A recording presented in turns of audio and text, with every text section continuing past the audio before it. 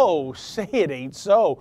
The war on fun continues unabated. This time, the targets that are in the sights of the progressives are none other than Fluffy and Fido. Yes, pet owners, according to the climate change Cassandras, dog and cat ownership is contributing to the impending demise of good old planet Earth. A new study from the University of California reveals that feeding cats and dogs plays a, quote, significant role in causing global warming, end quote. Yes, those canines and tabbies are apparently causing sea levels to rise or recede, and they're causing temperatures to get warmer or cooler. Hey, you know, whatever fits the man-made, or should I say pet-made, climate change narrative.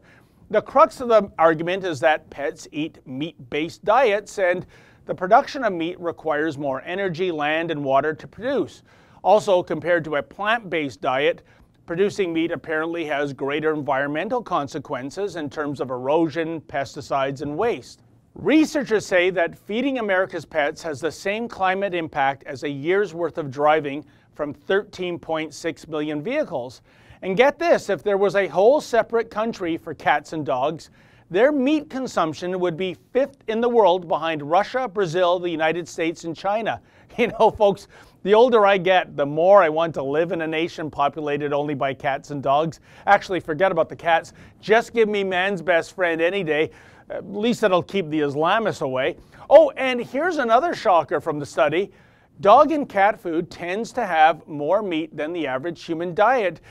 Gee, could that be because dogs and cats are carnivorous as opposed to humans who are omnivores? So what to do about this supposed impending catastrophe? Well, that's a jolly good question, because Professor Gregory Okun, who led the research team, doesn't seem to have many answers. Thankfully, Professor Okun doesn't recommend people exterminate their pets, and good luck trying to make that happen from a political perspective. Nor does he think cats and dogs should be put on a vegetarian diet, which of course would be quite unhealthy for carnivores.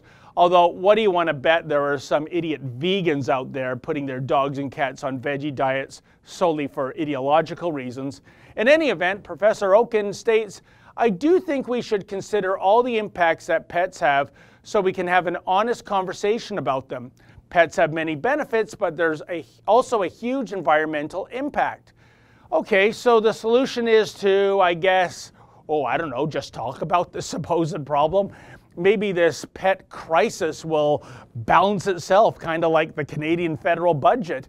Oh, and there's one other problem with pets vis-a-vis global warming, according to the tall foreheads at the University of California. Namely, America's pets produce about 5.1 million tons of feces in a year. That sounds like a lot, but gee, I wonder how many tons of shite enormous dinosaurs were excreting on a daily basis back in the Cretaceous period. And you know, the planet seemed to cope just fine with that until that non-man-made asteroid popped by for a visit, that is. Indeed, for that matter, I wonder just how many tons of feces, both literal and figurative, that the progressives produce each year. Forget about Triceratops poop. I sure wouldn't want to be enlisted in cleaning up the mega mess that emanates on a daily basis from those global warming hucksters, that's for sure. For the Rebel.media, I'm David the Menzoid Menzies. Hey folks, you may have heard that YouTube is tightening its so-called hate speech guidelines, and that might mean that the Rebels' days on YouTube might be numbered. But we're not going away without a fight.